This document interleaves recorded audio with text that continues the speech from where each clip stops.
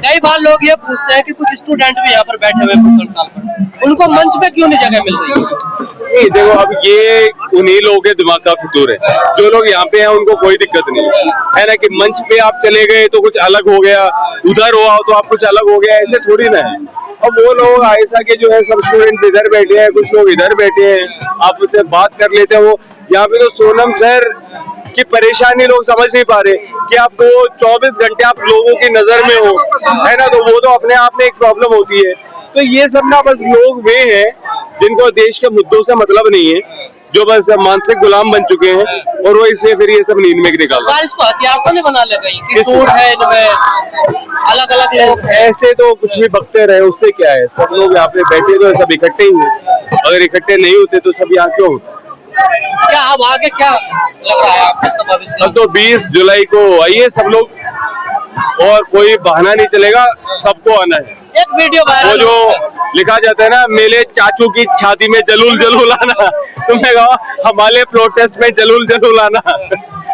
हम सब के प्रोटेस्ट। अभिजीत जी का एक वीडियो वायरल हो रहा है, पुलिस वालों के पैरों में गिर रहे हैं, कुछ मांग रहे हैं। तो ये तो पुलिस के लिए बहुत शर्मिंदगी की बात है कि एक डेमोक्रेटिक कंट्री में क्या वजह थी, आखिर क्यों गिरना पड़ा? अरे छोटी छोटी चीजों पे वो रोक रहे हैं, तिरपाल मत अंदर लाओ, ये मत करो, पानी मत लाओ, अब वॉशरूम गंदा है, ये सब क्या कहने की जरूरत होनी चाहिए? ये तो सुविधा पुलिस को करनी चाहिए, तो बिना कहे करनी चाहिए, वो यहाँ पे रोक रहे हैं। हाँ, तो ये पुलिस के लिए बहुत ही शर्मिंदगी का विषय है, और जो पुलिस के आला अधिकारी हैं उन्हें बैठक करनी चाहिए ताकि पुलिस की इस तरह की खराब छवि लोगों के बीच में ना जाए। कोई रणनीति बन रही है और आप लोगों की किसी से बातचीत हो रही है, कोई डेलीगेशन सरकार से मिलने या कोई? ऐसा कुछ नहीं है अभी, कोई पहल नहीं हुई किसी से। कान पे ढेला डाल के सो रखी है सरकार। कान में मारे तेल लग रही है, कोई सुनवाई नहीं रहा है यहाँ पे। सो नहीं रहे हैं, वो सोने की एक्टिंग कर रहे हैं, वैसे वो जगे हुए हैं, सोने की एक्टिंग कर रहे हैं। तो क्या और सोए हुए को तो आप जगा सकते हो, जो सोने की एक्टिंग कर रहा है उसको कैसे जगा दोगे? तो क्या आपकी तरफ से बातचीत की पहल है? पहल है तभी तो बैठे हैं ना, और ये क्या है, ये पहल ही तो है। बातचीत के लिए हाँ? आप तैयार है बातचीत? हाँ, तो तैयारी है, और क्या चलिए ठीक है। बातचीत इसमें क्या है, धर्मेंद्र प्रधान को बर्खास्त करो, उसके बाद हमारे कोई सजेशन चाहिए हो तो हमसे बात कर लो। इसके अलावा कोई और रास्ता निकले इस्तीफे के अलावा? उसके अलावा क्या होगा, या तो इस्तीफा हो या फिर उनको बर्खास्त किया जाए, और क्या रास्ता होगा। लॉजिक के फील्ड में होती है, लेकिन जो मैंने आपको कहा ना कि कॉकटेल पिलाया जाता है बेचारगी का, नफरत का, वो क्या है, वो इमोशन के स्फीयर में आ गई बात। तो और जब आप इमोशनल फूल बन जाएंगे, ब्रेन वॉश हो जाएंगे, तो लॉजिक और शिक्षा तो वहाँ पे काम नहीं करती। तो फिर तो आपको बेरोजगार होने के भी फायदे बता दिए जाते हैं, और आप सब कुछ हजम कर जाते हैं। तो मेरा सवाल ये है कि छात्रों को सरकार इग्नोर कर ही रही है, लेकिन सोनम वांगचुक इग्नोर तो किसी को भी नहीं करना चाहिए, चाहे वो साइंटिस्ट हो या चाहे कोई ईंटें उठाने वाला कोई बेलदार हो। हर एक नागरिक जो है, सबको 1 पर्सन 1 वोट, सबकी जान की वही कीमत है, अपने परिवार के लिए भी और देश के संविधान की नजर में भी, है ना। लेकिन बस बात वही है कि भाई बाकी को तो सरकार इग्नोर करती ही है। तो यहाँ पे हमने कहा कि भाई वो एक जाना पहचाना चेहरा है ना, इतना कुछ उन्होंने काम किया, कम से कम उनकी तो शर्म करेगी, है ना। संत जैसे इंसान है, उनकी तो शर्म करेगी, लेकिन सरकार भैया सुन नहीं रही। लोग कह रहे हैं कि बहुत मजबूत सरकार है, झुक नहीं रही है। तो ये काहे की मजबूती, हाँ, कि आप दूसरों का सर फोड़ने लगो, दूसरों के सर पे बैठ जाएं, ये कैसे मजबूती?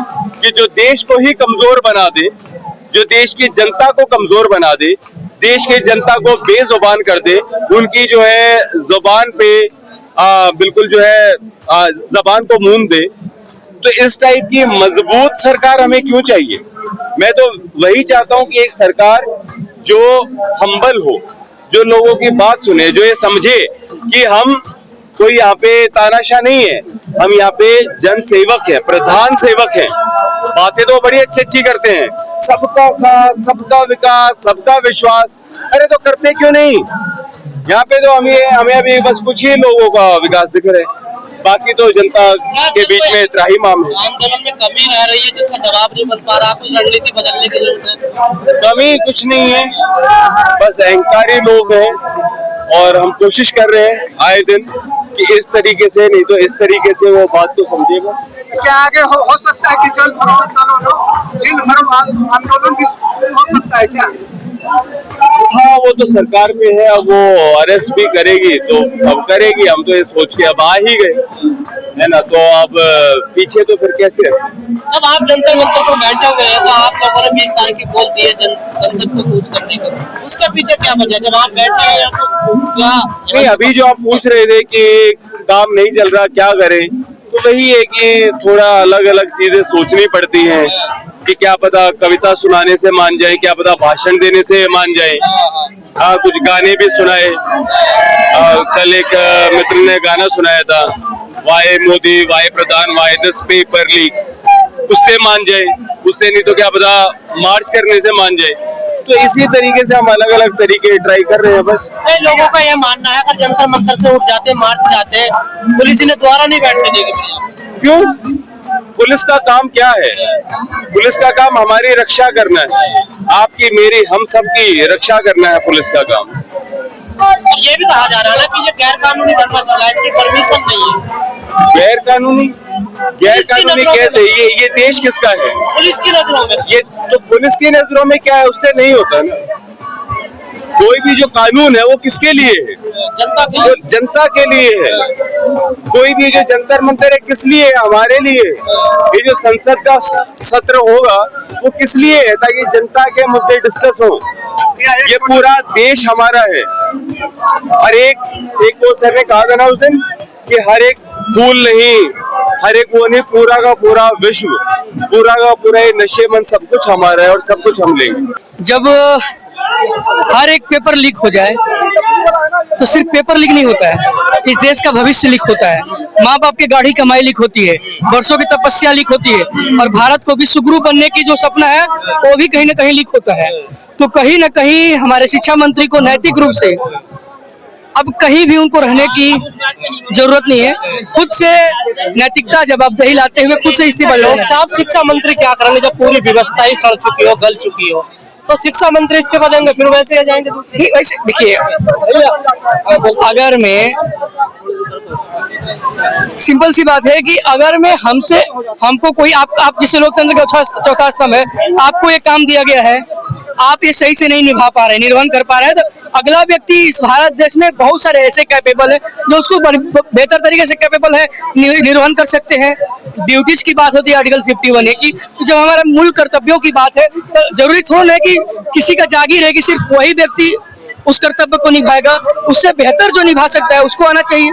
अब निभाएगा कौन ऐसा? बिल्कुल, सरकार तो समझने को तैयार ही नहीं है ना। देखिए यही तानाशाही इसी को बोलते हैं, और आज हमारे वैज्ञानिक से लेकर सारे छात्र इतने दिनों से बैठे हुए हैं लेकिन कानों में जू नहीं रेंग रही है। एक भी व्यक्ति यहाँ पर आकर ऑफिशियली नहीं बोला कि हम बच्चों के साथ हैं। कहते हैं किसी भी राष्ट्र के निर्माण में युवाओं की भूमिका होती है और युवा ही राष्ट्र का रीढ़ होता है। और उस रीढ़ के साथ आज क्या हो रहा है, आए दिन हर पेपर लीक हो रहा है। अभी नीट के पेपर लीक हुआ, इसमें 20 के आसपास बच्चे सुसाइड किए, ना जाने कितने डिप्रेशन में चले गए, और फिर अभी यूजीसी नेट वाला भी पेपर लीक। तो ऐसे सरकार इनको छात्र युक्त मान का आ रही है, दहशतगर्द बता रही है, दहशतगर्द बता रही, कॉकरोच बता रही है। यही तो दुर्भाग्य है। मैंने क्या बोला कि किसी भी राष्ट्र के निर्माण में प्रमुख भूमिका युवाओं को होती है, और उस राष्ट्र के युवा को, उस राष्ट्र के रीढ़ को तुम कॉकरोच बोलोगे, दहशतगर्द बोलोगे, तो फिर कैसे हम विश्व गुरु बनेंगे? ये कैसा आपका लोकतांत्रिक व्यवस्था है? बीजेपी नेता कह रहे हैं इनका इलाज किया जाएगा बाहर। देखिए, एक पॉलिटिकल जो डायलेमा है चीज है कि इलाज किया जाएगा, क्या हम कोई टेररिस्ट हैं? जैसा बोल दिया था पाकिस्तानी खालिस्तानी है।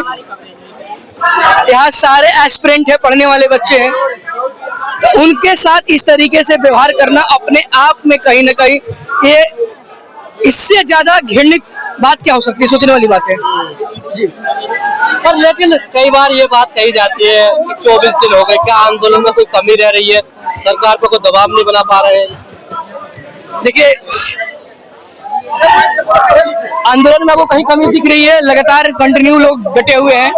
समस्या ये है कि गूंगे बहरे अंधों को सुनाई नहीं देती है। अब उन्हीं लोगों के लिए मैंने अभी 2 दिन पहले, परसों दिन, एक कविता लिखा था जो कई जगह पब्लिश भी हुआ था आज भी, और उस कविता को मैं चाहूंगा कि आपके चैनल के माध्यम से हमारे युवा साथियों तक जाए और सरकार तक जाए, जो हमारे नीति निर्माता हैं जो हमारे राष्ट्र निर्माता है और इस देश का, भारत का भाग्य विधाता है, पार्लियामेंट में जो बैठे हुए हैं, जो हमारे शिक्षा मंत्री है और हमारे भारत के प्रधानमंत्री साहब हैं। राष्ट्र की रीढ़ का दर्द, जागो युवाओं, बुलंद अपनी आवाज करो। राष्ट्र युवा शक्ति के नाम एक विनम्र अनुरोध, एक पुकार है, समझिए। सुनो हे राष्ट्र निर्माताओं, यह कैसी व्यवस्था का खेल है जो युवाओं के भविष्य के साथ खेल रहे हो, उनके सपनों को पल पल कुचल रहे हो। कहीं पेपर लीक, कहीं परीक्षा रद्द, कहीं वर्षों तक भर्ती अधर में पड़ी, कहीं परिणाम की अनंत प्रतीक्षा, कहीं नियुक्ति की कोई घड़ी नहीं। मैं भी उसी भीड़ का एक युवा हूँ, मैं भी उसी एक भीड़ का युवा हूँ जो रात भर धक्के खाकर ट्रेनों में गया, स्टेशन की बेंचों और प्लेटफॉर्मों कि ठंड फर्श पर एक नई सुबह का इंतजार करता रहा। भूख, प्यास, गर्मी, सर्दी और थकान सहकर किसी तरह परीक्षा केंद्र तक पहुंचा। परीक्षा देकर लौट ही रहा था कि रास्ते में खबर मिली पेपर लीक हो गया। उस क्षण लगा जैसे प्रश्न पत्र लीक नहीं हुआ है, मेरे वर्षों की मेहनत लीक हो गई, मेरे सपनों का भविष्य लीक हो गया, मेरे माता पिता का वर्षों का सपना लीक हो गया। किसी माँ ने अपने गहने बेचे थे, किसी भाई ने अपनी जवानी किताबों में लगा दी थी, किसी पिता ने खेत गिरवी रखी थी, सिर्फ इसलिए कि घर का एक बच्चा ईमानदारी से अपना भविष्य बना सके। हम जानते हैं हर युवा को सरकारी नौकरी नहीं मिल सकती, पर जो भर्तियां निकलती है उसे तो कम से कम निष्पक्ष और पारदर्शी होने दीजिए, पेपर लीक मत होने दीजिए। मेहनत को बेईमानी से हारने मत दीजिए, मेहनत को बेईमानी से हारने मत। आखिर क्यों युवाओं का सम्मान नहीं? क्या वर्षों की तपस्या का यही पुरस्कार कि ईमानदारी हार जाए और बेईमानी जीत जाए? जब प्रश्न पत्र बाजारों में बिकते हैं तब केवल वह कागज नहीं बिकते, बिक जाती है वर्षों की तपस्या, बिक जाता है गरीब का विश्वास और घायल हो जाता है राष्ट्र का भविष्य। आज कितने युवा निराश में टूट रहे हैं, कितने अपने सपनों से बिछड़ रहे हैं, कुछ संघर्ष करते रहते हैं, कुछ जीवन से ही हार जाते हैं। हर ऐसी घटना केवल एक परिवार का दुख नहीं, पूरे राष्ट्र का पीड़ा बन जाती है। युवा किसी भी राष्ट्र की रीढ़ होता है।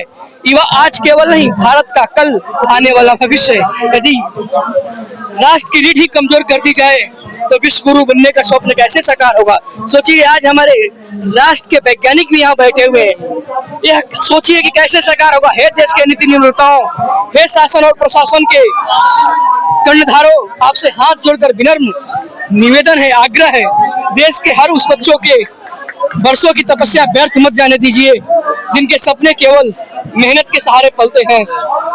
समय पर परीक्षा कराइए, समय पर परिणाम दीजिए, समय पर नियुक्तियां कीजिए, पेपर लीक पर कठोर और प्रभावी रोक लगाइए, योग्यता को सम्मान दिलाइए। हम दया नहीं मांगते, हम विशेष अधिकार नहीं मांगते, हम केवल इतना चाहते हैं ईमानदारी, परिश्रम करने वालों को ईमानदार अवसर मिले। याद रखिए, जब एक युवा हारता है तो केवल एक व्यक्ति नहीं हारता, हार जाता है एक परिवार, कमजोर हो जाता है समाज और बहुत पीछे छूट जाता है राष्ट्र। भ्रष्टाचार केवल धन की चोरी नहीं, यह विश्वास की चोरी है, यह सपनों की चोरी है, यह भारत के भविष्य की चोरी है। आओ युवाओं, क्रोध को चरित्र में बदलो, संघर्ष को शक्ति में बदलो, कलम को अपनी आवाज बनाओ, ज्ञान को अपना अस्त्र बनाओ, संविधान को अपना पथ बनाओ, सत्य को अपना साहस बनाओ। जागो युवाओं, बुलंद अपनी आवाज करो, अपने अधिकारों का सम्मान करो, न हिंसा का मार्ग अपनाओ, न घृणा का प्रचार करो, लोकतांत्रिक और संवैधानिक मार्ग पर चलकर न्याय, पारदर्शिता और ईमानदारी की मांग करो। पेपर लीक रुके, भर्ती समय पर हो, परीक्षा निष्पक्ष हो, योग्यता का सम्मान हो, हर युवा के चेहरे पर विश्वास हो। युवा बचेगा तो सपना बचेगा, सपना बचेगा तो भारत आगे बढ़ेगा, तभी सशक्त होगा भारत, तभी समृद्ध होगा भारत, तभी न्यायपूर्ण होगा भारत और तभी साकार होगा भारत, विश्व गुरु बनने का सपना। जय हिंद, जय